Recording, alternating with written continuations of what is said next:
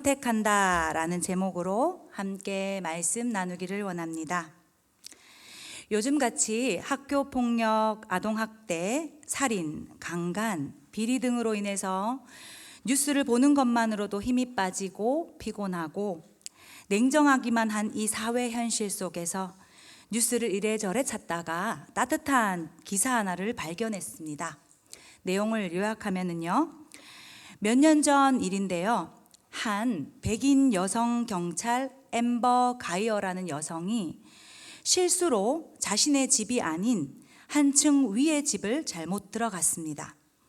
그런데 거기 있던 남자를 그 백인 여성 경찰이 침입자로 착각해서 그 자리에서 그 사람에게 총을 쏘아서 그 사람이 즉사한 사건이었습니다. 그리고는 그 현장에서 윗집 남자가 죽었고, 죽은 이 보텀이라는 남자는 너무나도 미래를 촉망받는 회계사로서 흑인이었습니다. 이 어처구니 없는 이 사건이 백인 여성 경찰 앰버의 실수로 이 남성이 죽은 터라 이 기사는 인종차별 논란을 다루며 커다란 사회적 이슈로 비춰지고 있었습니다. 그런데 이 와중에 이 여성 경찰에게 재판부가 또 10년 정도밖에 되지 않는 형량을 선고해서 당시 미국 텍사스주 시민들이 크게 분노하며 반발했습니다. 그런데요, 보텀의 동생인 브렌트라는 한 남자 학생이 법정에서 판사에게 이렇게 이야기했습니다. 가능할지는 모르겠지만 제 형을 죽인 분을 안아봐도 됩니까?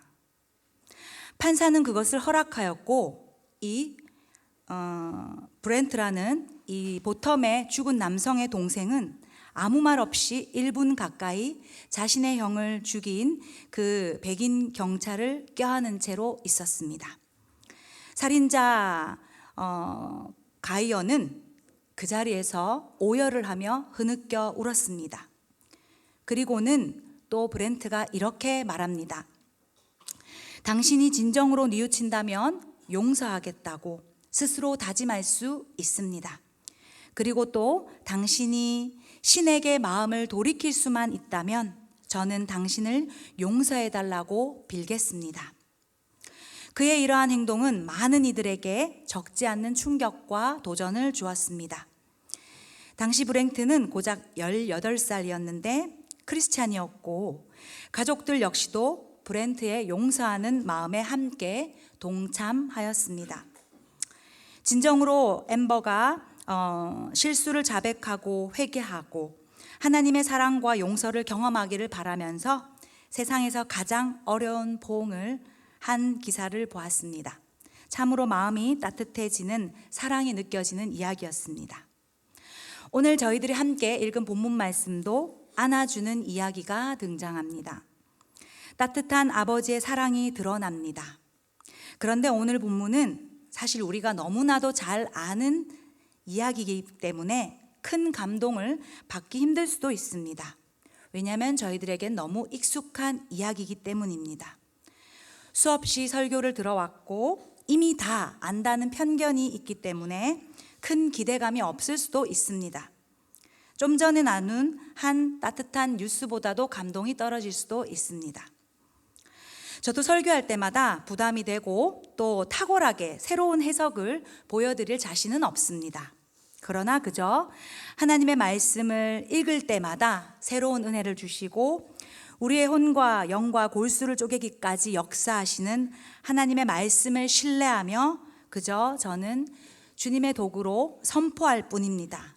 그렇기에 오늘 말씀을 통해서 성령께서 다시 한번 우리에게 아버지의 사랑을 깊이 깨닫게 하시고 우리 모든 삶의 죄악을 돌이키는 은혜를 베풀어 주시기를 소망합니다. 오늘 본문은요, 예수님께서 하신 비유인데요. 먼저 이 비유를 한 상황을 잠깐 살펴봅시다. 오늘 15장 1절에서 2절 한번 읽어보도록 하겠습니다. 모든 세리와 죄인들이 말씀을 들으러 가까이 나오니 바리새인과 서기관들이 수군거려 이르되 이 사람이 죄인을 영접하고 음식을 같이 먹는다 하더라. 네, 세리와 죄인들이 예수님께 말씀을 들으러 나왔습니다. 그런데 옆에서 수군수군 바리새인과 서기관들이 쑥덕쑥덕 거립니다.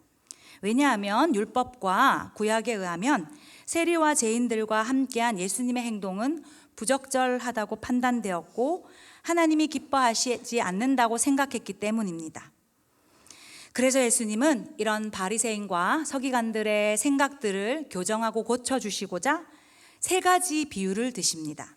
첫 번째는 잃은 양의 비유, 두 번째는 잃은 드라크마의 비유, 그리고 세 번째는 오늘 본문 말씀 잃은 아들의 비유. 그런데 오늘 본문을 포함하여서 이 세 가지 비유들에 공통적으로 나타나는 단어와 개념이 있습니다. 15장 7절을 한번 다시 보겠습니다.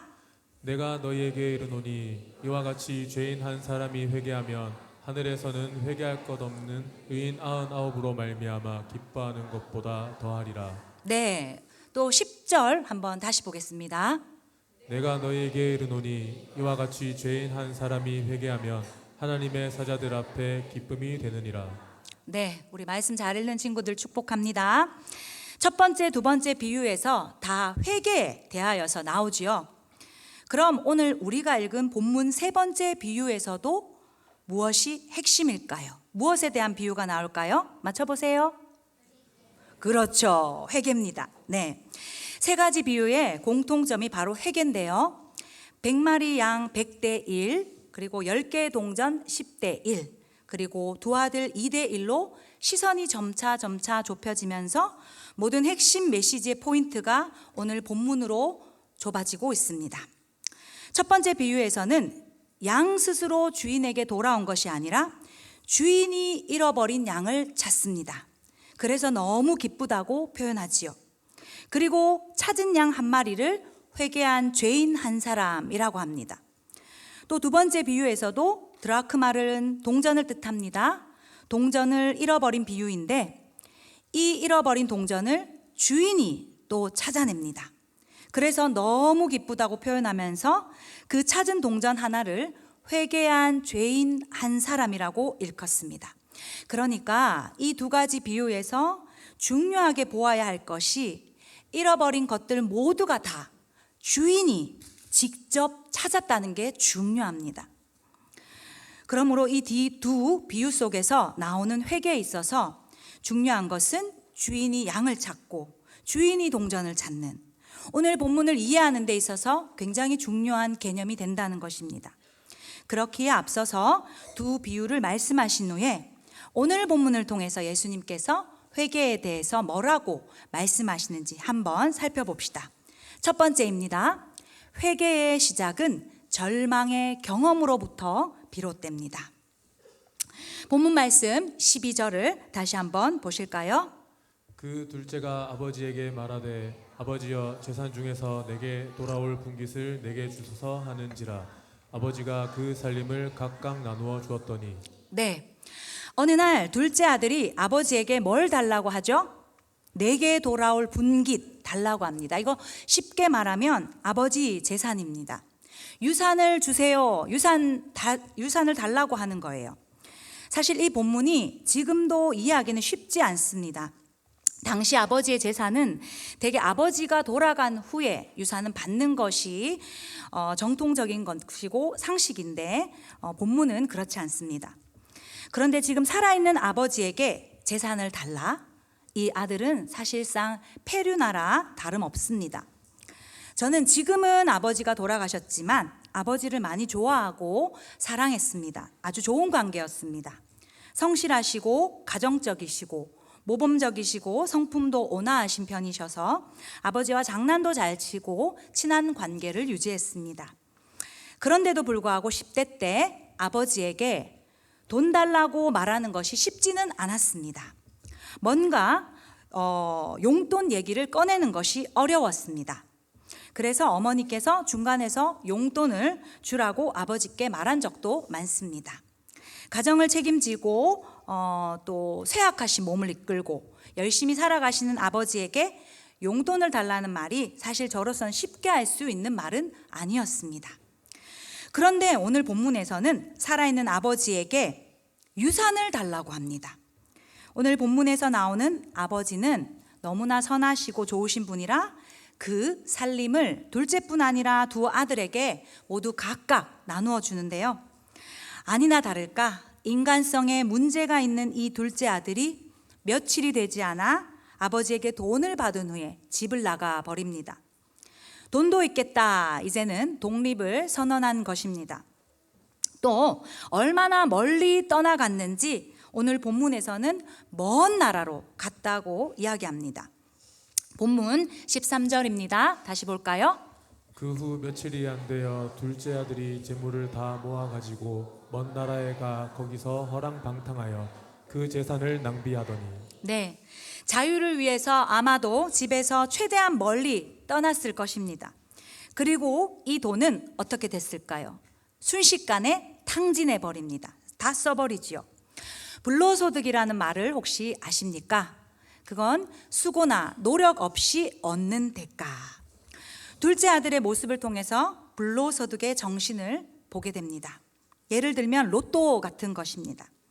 제가 설교에 관한 자료를 찾아보다가 로또 1등에 당첨된 사람들은 잘 지내는가라는 영상을 한번 보게 되었습니다. 영상을 만든 진행자가 직접 로또 1등에 당첨된 사람들을 만나면서 인터뷰하는 내용인데 이런 결론을 내리며 영상을 마무리 짓더라고요. 로또 1등 당첨자는 대부분 끝이 불행했다.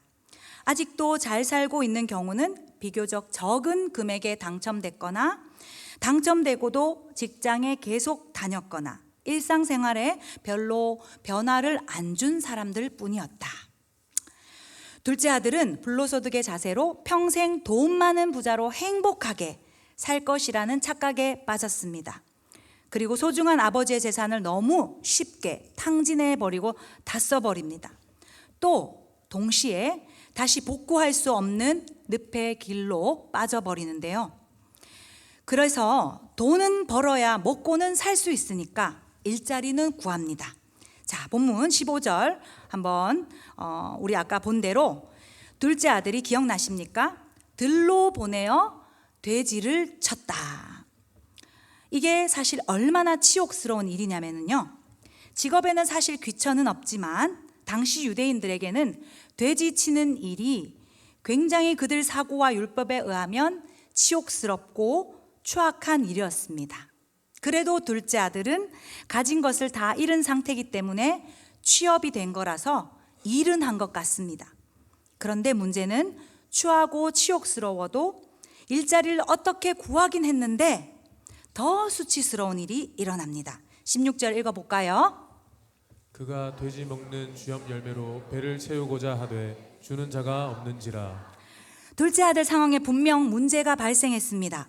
일은 했는데 밥도 못 먹고 돈도 못 받습니다. 수당도 못 받지요. 그러니까 노동 착취가 일어났습니다. 사람이 적어도 밥은 먹고 옷은 입고 잠은 잘 수 있어야 기본적인 욕구가 해결될 수 있는데 이 욕구조차 기본적으로 해결될 수 없는 상태에 빠집니다. 거기다 둘째 아들은 쥐염 열매조차 먹지 못하는 상황이라고 아주 절망적인 상황을 경험합니다. 제가 쥐염 열매가 궁금해서 한번 찾아보았습니다. 쥐염 열매는 돼지 사료로 사용되는 떨떠름하고 아무 맛이 없는 곡식 껍질 같은 것입니다. 그러니까 그냥 준다고 해도 먹지 않는 게 이 쥐염 열매인 거예요. 그런데 이것조차 먹을 수 없는 형편이 이 절망적인 상황에 빠진 상태가 바로 둘째 아들의 모습입니다. 이렇게 오늘 본문을 통해서 주님께서 말씀하시고자 하시는 이 회개의 첫 단추, 회개의 시작은 절망의 경험으로부터라고 말씀하십니다. 자, 그럼 이제 두 번째로 가보겠습니다. 회개의 분기점은 아버지께로 돌이키는 것이다. 오늘 본문 17절을 보면 둘째 아들이 이렇게 말하고 있지요. 우리 17절 한번 읽어보도록 하겠습니다. 이에 스스로 돌이켜 이르되 내 아버지에게는 양식이 풍족한 품꾼이 얼마나 많은가. 나는 여기서 줄여 죽는구나. 네, 절망적인 상황에 빠진 둘째 아들에게 요즘 말로 현타가 왔지요. 우리 아버지에게는 수많은 사람들이 속해서 일도 하고 먹을 것도 풍성해서 남아도는데 나는 지금 도대체 뭘 하고 있는 거야? 그리고 여긴 어디지? 하며 그제서야 정신이 들었습니다. 그리고 그 후에는 어떻게 반응할까요? 18절을 읽어보겠습니다. 내가 일어나 아버지께 가서 이르기를 아버지 내가 하늘과 아버지께 죄를 지었사오니. 네, 둘째 아들은 다시 갑니다. 어디로 갈까요? 아버지께로요. 저는 여기서 그래도 인성에 문제가 있는 둘째의 귀함을 보게 되었습니다. 돌아간다는 거, 그건 돌이키는 것입니다. 자신의 잘못을 인정하는 것, 여기에 우리가 추구해야 할 자세가 있습니다. 절망에 빠졌을 때 내가 어찌할 수 없는 상황 속에서도 절망에 집중하는 것이 아니라 아버지의 품으로 돌아가고자 하는 것을 결단해야 한다는 것을 믿으시길 바랍니다. 사실 오늘 이 말씀이 나와는 별로 상관이 없다 느껴질지도 모르겠습니다. 가령 절망적인 상태에 있지 않거나 혹은 이미 내가 아버지의 품에 거하고 있기 때문에 이러한 돌이킴이 필요 없다고 생각이 드시는 분도 계실지도 모르겠습니다. 그러나 사랑하는 우리 대흥의 성도님들, 우리는 늘 주님 안에 거하고 힘쓰고 애쓰고 있는지를 늘 점검해야 합니다. 잠시만 정신을 놓고 눈을 감았다 뜨면 세상 품에 안기기 좋아하는 우리의 죄성이 도사리고 있기 때문에 우리를 가만두지 않는다는 걸 우리는 꼭 기억해야 합니다. 그래서 오늘 비유뿐만 아니라 이 메시지를 던지고 있는 예수님께서 또 다르게 권면하며 경고하십니다. 요한복음 15장 6절입니다. 사람이 내 안에 거하지 아니하면 가지처럼 밖에 버려져 마르나니 사람들이 그것을 모아다가 불에 던져 사르느니라. 네, 주님 안에 거하지 않을 때 버려진다는 걸 기억해야 합니다. 우리가 늘 주님 안에 거하고 주님께로 돌이키기를 힘써야 한다는 걸 믿으시기를 바랍니다. 그럼 이제 본문으로 다시 돌아가면은요, 둘째 아들은 이제 먼 나라까지 가서 거기서 허랑방탕하게 돈을 다 잃어버리고 배고픈 배를 쥐어잡고 그 먼 길을 터벅터벅 걸어옵니다. 속상하고 후회되는 마음을 부둥켜 잡고 어떻게 걷고 있을까요? 울면서요? 비틀거리면서요? 어떠한 모습으로 상상해도 어떠한 모습이어도 다 괜찮습니다. 가장 중요한 것은 아버지께로 돌아왔다, 돌이켰다라는 것이 가장 중요합니다. 자, 그럼 지금까지 우리는 여기까지 본문을 이해하고 회개를 여기까지 결론을 내려볼 수도 있습니다. 우리가 잘못한 것을 인정하고 깨달아 돌이키고 돌아오는 것이 회개가 맞지요. 그런데요, 오늘 본문이 드러내고자 하는 회개의 더 깊은 의미가 세 번째 마지막 제가 나누고 싶은 부분입니다. 회개의 결국은 아버지의 사랑이다. 아멘. 오늘 본문을 통해서 둘째 아들의 이야기를 많이 해서 사실 주인공이 둘째 아들 같지만 아닙니다. 오늘 스토리의 중심은 주인공은 아버지입니다. 잃어버린 양을 찾은 아버지, 잃어버린 드라크마를 찾은 아버지, 잃어버린 아들을 찾은 아버지의 마음을 우리는 알아야 합니다. 본문 말씀 20절 다시 한 번 더 보겠습니다. 이에 일어나서 아버지께로 돌아가니라. 아직도 거리가 먼데 아버지가 그를 보고 측은히 여겨 달려가 목을 안고 입을 맞추니. 네, 이 말씀 한 구절 안에 담긴 의미를 우리가 깨닫고 아버지를 향한 감사와 찬양이 터져 나올 수 있기를 간절히 소망합니다. 예배 후에 깨달음에 대해서 주신 것에 있어서 우리 사랑하는 성도님들 감사일지에 마지막 10번에 적어 보시기를 축원합니다. 아버지는요, 저 멀리 있는 아들이었지만 보자마자 달려갑니다. 그리고 목을 안고 입을 맞춥니다. 왜 그랬을까요? 오늘 본당에 초등 친구들이 있어서 제가 퀴즈를 준비해 봤습니다. 친구들 한번 풀어보세요. 아버지가 아들의 목을 안고 입을 막 맞췄어요. 왜 그랬을까요? 1번, 예상보다 빨리 와서 놀래서. 2번, 진짜 보고 싶어서. 세 번째, 3번, 아들을 살리려고. 몇 번? 네, 맞아요. 세 번째, 아들을 살리려고입니다. 거리가 먼데도 아들을 보았다는 것은 아버지가 아들을 어떻게 하고 있었을까요? 시시때때로 날마다 기다렸다는 겁니다. 아들이 언제 돌아올지 늘 예민하게 주시하며 날마다 보고 있었다는 뜻입니다. 아들을 발견하자마자 아버지는 달립니다. 달리고 오늘 본문은 안아주는 아버지도 나오고 달리는 아버지도 나오고, 당시 유대 문화에서 아버지는 아들 앞에서 뛰지 않았습니다. 마치 우리나라도 조선시대에 양반들이 뛰지 않고 경박스러운 행동을 하지 않고 체면 유지가 큰 우선순위였던 것처럼요. 지금 이 비유를 듣고 있는 바리새인과 서기관들은 당연히 아버지가 허랑방탕한 아들을 혼내고 벌 줄 것을 예상했을 것입니다. 그런데 아버지가 체면도 문화도 다 벗어던지고 지금 달리고 있는 것도 그들에게는 충격인데 목을 안고 입을 맞추고 있습니다. 그리고 펑펑 울었을 거라고 저는 생각합니다. 얼마나 충격이었을까요? 예수님은 이렇게 달리는 아버지를 강조하며 말씀하십니다. 왜 그러셨을까요? 아들 때문에요. 율법에 의하면 아버지에게 유산을 달라 하고 집을 나간 아들이요, 어떻게 되냐면요, 죽임당합니다. 그리고 실제 그런 아들은 율법에 의해서 죽을 수 있습니다. 우리 레위기 20장 9절 보겠습니다.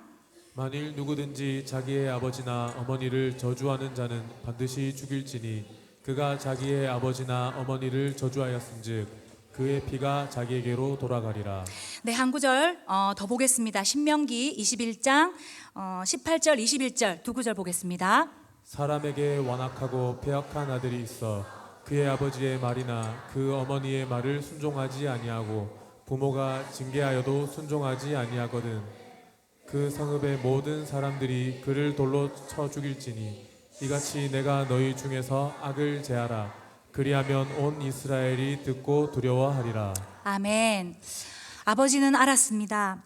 아들이 돌아오면 온 동네 사람들이 그를 페류나 취급하며 아들에게 온갖 모욕과 경멸로 징계 내리고 자칫하면 아들이 죽을 수 있다는 걸 아버지는 알았습니다.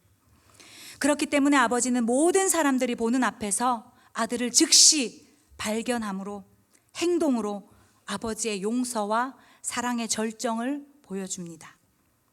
여러분, 저는 아들을 봤습니다. 그리고 달리고 또 달립니다. 그의 목을 안고 입을 맞춥니다. 보십시오. 저는 저의 체면이 중요하지 않습니다. 저의 명예가 중요하지 않습니다. 제 아들을 살리는 것이 더 중요합니다. 왜냐하면 저는 저의 아들을 선택했기 때문입니다. 그리고 본론엔 나오지 않았지만 아들을 안고 입을 맞추며 또 그 아들에게 무엇이라 말했을까요? 이런 마음을 전하지 않았을까요? 얘야, 돌아와줘서 너무 고맙다. 사랑한다. 나는 너를 선택하기로 결정했단다. 너는 나의 기쁨이란다. 아들의 절망의 경험은 오히려 회개할 수 있도록, 아버지께로 돌아가도록, 아버지의 사랑을 알도록 하였습니다.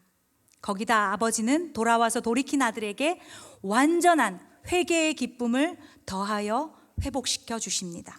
좋은 옷, 손가락지, 좋은 신발, 고기 반찬이 차려진 진수석찬.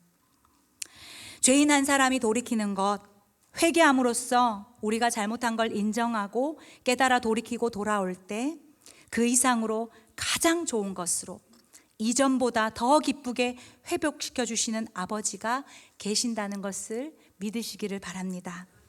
그리고 그분의 마음과 행동, 사랑 모두가 다 동반되는 것이 바로 완전한 회개임을 믿으시기를 바랍니다. 이제 정리할까요? 사랑하는 우리 성도님들, 오늘 본문을 통해서 한없는 우리를 향한 아버지의 마음, 아버지의 사랑을 느끼셨습니까? 예배 전에 우리 민수 집사님 찬양인도 잘해 주셔서 함께 찬양 나눴는데 그 찬양의 가사를 우리 한번 읽어봤으면 좋겠습니다. 김상진님의 너를 선택한다 라는 곡의 가사 함께 하나님의 마음을 느끼며 한번 읽어볼까요? 시작. 귀하고 아름다운 나의 사랑아 나의 모든 마음을 너에게 준다. 무엇보다 소중한 나의 사랑아 나의 모든 정성을 너에게 준다. 나의 기쁨아 나의 사랑아 나는 언제나 너를 선택한다. 어떤 이가 세상을 다 준다 해도 나는 언제나 너를 선택한다. 내 모든 것을 포기해야 한데도 나는 너를 선택한다. 어디에 있든지 무엇을 하든지 상관하지 않고 너를 사랑한다. 내가 나를 사랑하지 않아도 상관하지 않고 너를 사랑한다. 나의 행복아, 나의 사랑아, 나는 언제나 너를 선택한다. 어떤 이가 세상을 다 준다 해도 나는 언제나 너를 선택한다. 내 모든 것을 포기해야 한데도 나는 너를 선택한다. 내가 잘난 사람이 아니어도 다른 사람이 손가락질해도 난 항상 변함없이 널 선택한다. 오늘 본문의 가장 중요한 구절은 24절입니다. 한번 읽어보실까요? 제가 읽겠습니다. 이 내 아들은 죽었다가 다시 살아났으며 내가 잃었다가 다시 얻었노라 하니 그들이 즐거워하더라.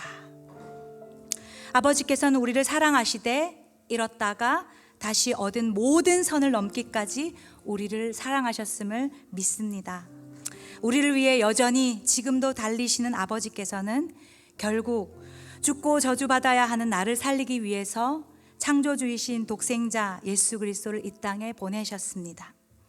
하나님이신 그분이 인간이 되어 선을 넘어 시간을 뚫고 우리에게 오셨습니다.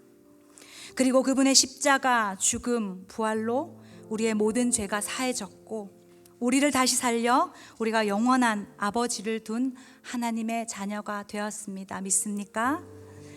이러한 위대한 복음을 알고 있음에도 불구하고 우리는 넘어집니다.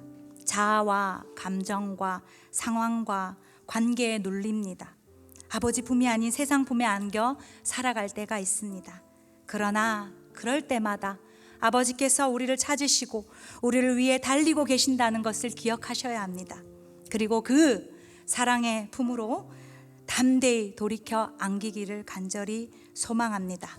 우리 모두가 그분의 품 안에 안겨 날마다 무한하신 그분의 사랑을 누리고 하나님의 선택하심에 아버지가 찾아주심에 기뻐할 수 있는 하나님의 자녀가 다 되시기를 간절히 소망합니다. 아멘. 우리 함께 첫 번째 찬양 했던 거 같이 찬양 한번 해보면서 우리 기도하도록 하겠습니다.